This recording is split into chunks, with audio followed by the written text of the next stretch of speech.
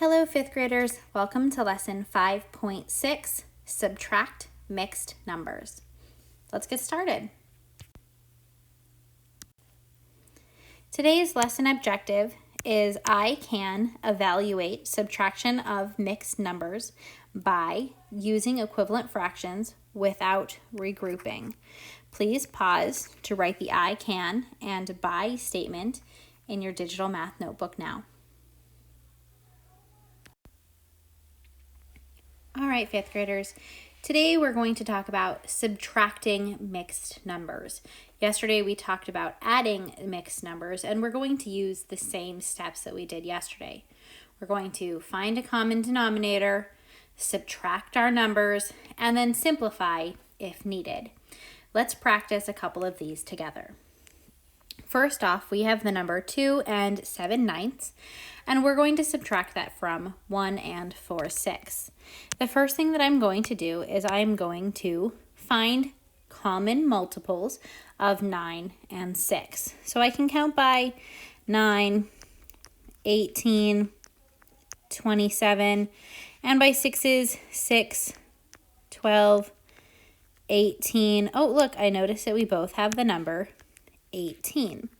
So I'm going to change both of my fractions to have denominators of 18.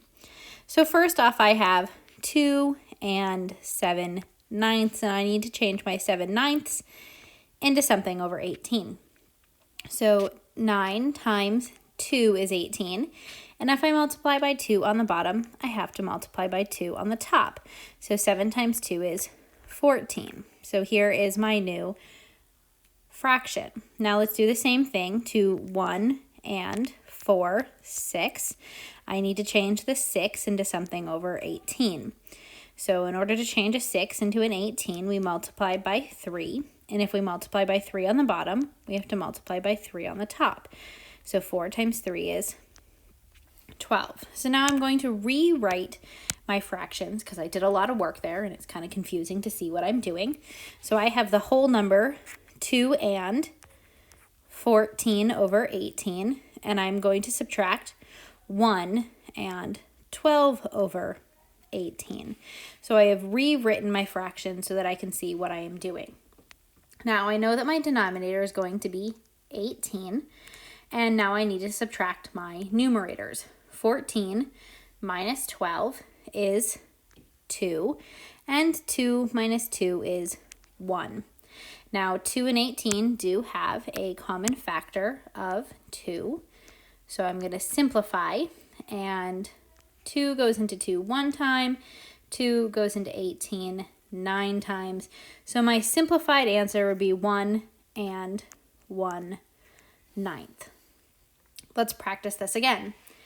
I have the denominator of 5 and 7. And I'm going to use the denominator of 35 because 5 times 7 is 35, so I know that it will give me a common denominator. So first off, I'm going to change my 6 and 4/5. So 6 stays the same, but I need to change 4/5 into something over 35. So in order to change a 5 into a 35, I multiply by 7. So if I multiply by 7 on the bottom, I have to multiply by 7 on the top. So 4 times 7 is 28. Now let's do that with our other fraction. So we have 3 and 3/7. So we need to change it to a denominator of 35. In order to make a 7 into a 35, we multiply by 5. If I multiply by 5 on the bottom, then I multiply by 5 on the top. So 3 times 5 is 15. So now let's go ahead and rewrite this. So we have 6 and 28 over 35 minus 3 and 15 over 35. So I know that my denominator is going to stay 35, and I need to subtract 28 minus 15. So 8 minus 5 is 3, and 2 minus 1 is 1. So that gives me 13/35. Then I need to subtract 6 minus 3 is 3, and 13 and 35 don't have anything in common because 13 is prime. So here is my answer. Let's try one of these problems together. All right, friends, now we're in our digital math notebook. So remember to fill out the boxes as we solve the problem together.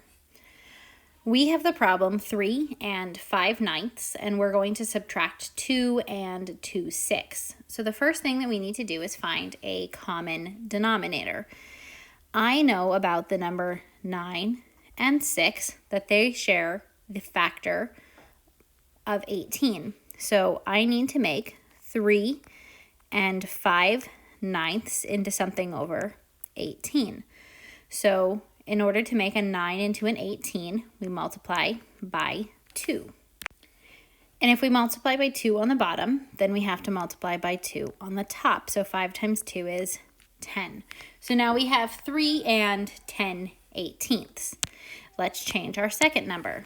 Now we have 2 and 2/6. Sorry, let me erase that. 2/6. And we need to change that into something over 18. In order to change a 6 into an 18, we multiply by 3. And if we multiply by 3 on the bottom, then we need to multiply by 3 on the top. So 2 times 3 is 6. So now we have 6/18.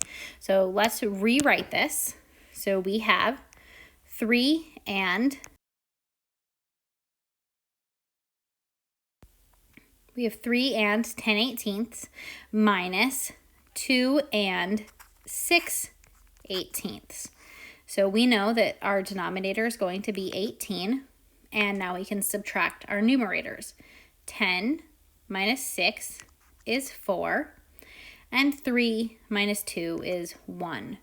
Now 4 and 18 are both even, so that means I can simplify them by dividing by 2. 4 goes into 2 times, and 2 goes into 18 9 times.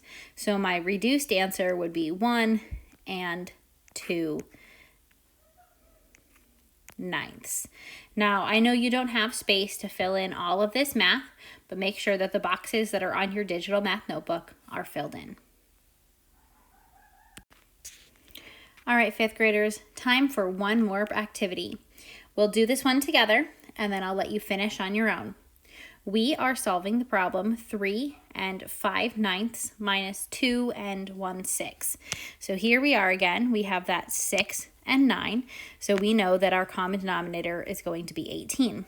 So in order to change 3 and 5/9 into something over 18, we need to change 9 times 2 is 18. And if we multiply by 2 on the bottom, we have to multiply by 2 on the top. So 5 times 2 is 10. So we have 3 and 10/18. And now let's do our second number. We have 2 and 1/6, and we're going to change that into something over 18 so that we have common denominators. And in order to change a 6 into an 18, we multiply by 3 on the bottom. And if we multiply by 3 on the bottom, we have to multiply by 3 on the top. So 1 times 3 is 3. So now I'm going to rewrite my numbers over here. I have 3, because that doesn't change, and 10/18 minus 2 and 3/18. 18 is not going to change, so I'll start by putting that there. And now I need to subtract 10 and 3. 10 minus 3 is 7.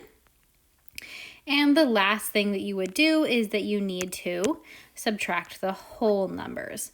I will let you finish and complete this in your digital math notebook. All right, 5th graders, when your notes are complete and you feel comfortable with this lesson, complete the exit slip and be ready to show your teacher. Great job!